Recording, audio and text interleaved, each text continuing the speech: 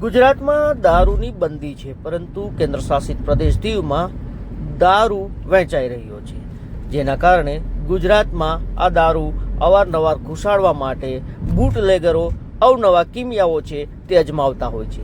આપે સપને પણ ના વિચાર્યું હોય તેવો કિમિયો બુટલેગરે અજમાવ્યો છે. આ જુઓ, આ દ્રશ્યો છે એ કિમિયાના.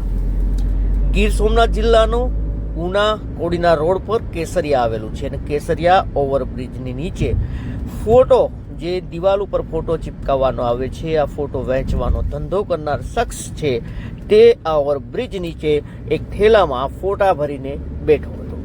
પોલીસને બાતમી હતી. ગીર સોમનાથ એલસીબી પોલીસ અને ગીર સોમનાથ પેરલ ફોલો સ્કોડના પ્રવીણસિંહ મોરીને બાતમી મળી હતી, જેના કારણે આ શખ્સની તલાશી લેવામાં આવી, તેના બેગની તલાશી લેવામાં આવી, પરંતુ પોલીસના હાથમાં કશું ન લાગ્યું.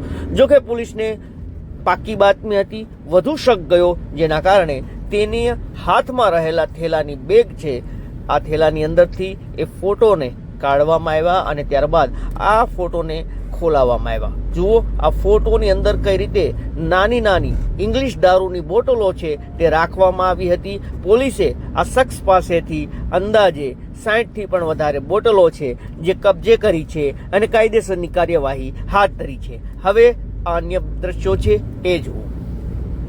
આ દ્રશ્યો છે ઉનાના.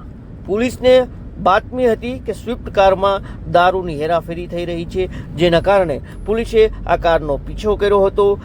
કાર ચાલક કાર ભગાવી હતી. ફિલ્મી ઢબે પોલીસે આ કારનો પીછો કર્યો હતો, પરંતુ કાર ચાલક ઉનાના ઉન્નતનગર વિસ્તાર છે ત્યાં કાર છોડીને નાસી ગયો હતો.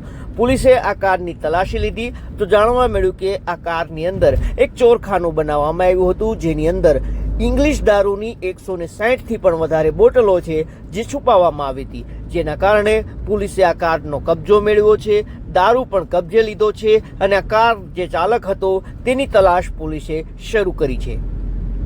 દોસ્તો, દીવથી ગુજરાતમાં દારૂ ઘુસાડવાના ભૂતકાળમાં પણ અનેક કિમિયાઓના પોલીસે પર્દાફાશ કર્યા છે અને વધુ આ કિમિયાઓ છે જે બુટલેગરોએ અજમાવ્યા હતા તેવા કિમિયાનો વધુ એક વખત પોલીસે પર્દાફાશ કર્યો છે. પ્રથમ એવી ઘટના છે કે દિવાલમાં ચિપકાવાના ફોટોની અંદર પણ દારૂની હેરાફેરી થતી હોવાનું સામે આવ્યું છે.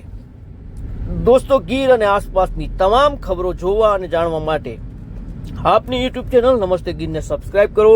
અગર આપ આ વિડીયો ફેસબુક અથવા તો ઇન્સ્ટાગ્રામ પર જોતા હોય તો ફોલો કરો. ધન્યવાદ.